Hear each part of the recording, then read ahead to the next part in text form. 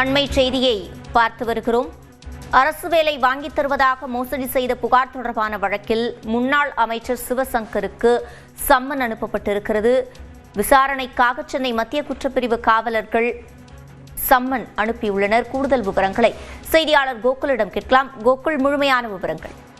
அரசு வேலை வாங்கி தருவதாக மோசடி செய்த வழக்குல முன்னாள் அமைச்சர் சிவசங்கருக்கு விசாரணைக்கு ஆஜராக கோரி மத்திய குற்றப்பிரிவு போலீசார் சம்மன் அனுப்பியிருக்காங்க.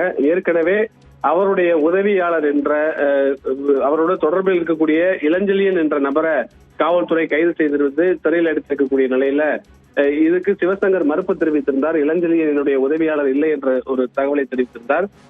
முதல் தகவல் அறிக்கையுடைய தகவலானது காலையில வெளியாகி இருந்தது.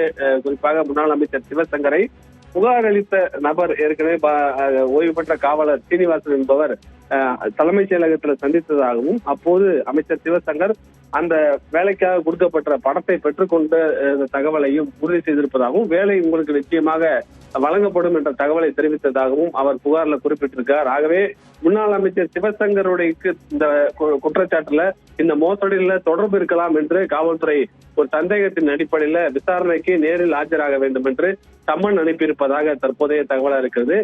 மத்திய குற்றப்பிரிவு போலீசார் இந்த வழக்கு குறித்து விசாரணை மேற்கொண்டு வர்றாங்க. ஏற்கனவே 23 லட்சம் ரூபாய் பணம் மட்டுமல்லாமல் இதே போல மற்ற வேலைகளுக்கும் இளஞ்செழியன் பணம் பெற்றிருக்கலாம் என்ற தகவலும், அதற்கு முன்னாள் அமைச்சர் சிவசங்கருக்கும் இளஞ்செழியனுக்கும் இருக்கக்கூடிய தொடர்புகள் குறித்து விசாரிப்பதற்கும் இந்த சம்மன் அனுப்பப்பட்டிருப்பதாக தகவல் தெரிவிக்கப்பட்டிருக்கிறது.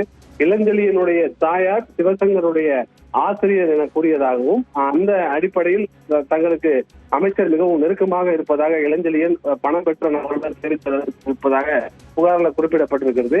இதனுடைய உண்மைத்தன்மை குறித்தும் இந்த மோசடியில் முன்னாள் அமைச்சர் சிவசங்கருக்கு இருக்கக்கூடிய தொடர்புகள் குறித்து விசாரிப்பதற்காக சம்மன் அனுப்பியிருப்பதாக காவல்துறை தரப்பில் தெரிவிக்கப்பட்டிருக்கிறது. விசாரணைக்கு முன்னாள் அமைச்சர் சிவசங்கர் விரைவில் ஆஜராவார் என்ற தகவலும் சொல்லப்படுகிறது. விவரங்களை வழங்கியமைக்கு நன்றி கோகுல்.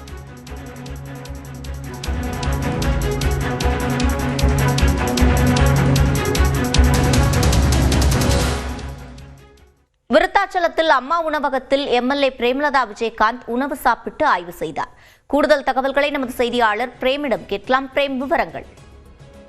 சிவரஞ்சனி, தேமுதிக பொதுச் செயலாளரும் விருத்தாச்சலம் சட்டமன்ற தொகுதி உறுப்பினருமான பிரேமலதா விஜயகாந்த் நேற்று விருத்தாச்சலம் தனது சட்டமன்ற தொகுதிக்கு உட்பட்ட பல்வேறு பகுதிக்கு ஆய்வு மேற்கொண்டார். தொடர்ச்சியாக இன்று காலை தனது சட்டமன்ற தொகுதிக்கு உட்பட்ட அரசு பள்ளியில் தற்போது உணவுகளை குழந்தைகளுக்கு வழங்கிய நிலையில் கடலூர் பாலக்கரை அருகே இருக்கக்கூடிய ரவுண்டானாவில் இருக்கக்கூடிய அம்மா உணவகத்தில் ஆய்வு மேற்கொண்டார். அப்போது அங்கு இருக்கக்கூடிய உணவு சாப்பிட்டு ஆய்வு செய்தார். தொடர்ச்சியாக அதை தொடர்ந்து அருகில் இருக்கக்கூடிய உழவர் சந்தையிலும் காய்கறி வியாபாரிகளிடம் தங்களது கோரிக்கைகளையும் கருத்துக்களையும் கேட்டிருந்தார். தொடர்ந்து அங்க இருக்கக்கூடிய பழ வகைகளிலும் வியாபாரிகளிடையே ஒரு ஆய்வு என்பதை மேற்கொண்டார். விவரங்களை வழங்கியமைக்கு நன்றி பிரேம்.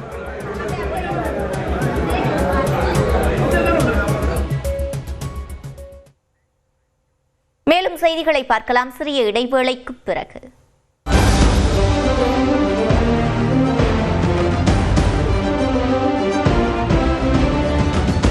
நீங்கள் பார்த்துக் கொண்டிருப்பது news 18 Tamil Nadu orient bell tiles prime time studio.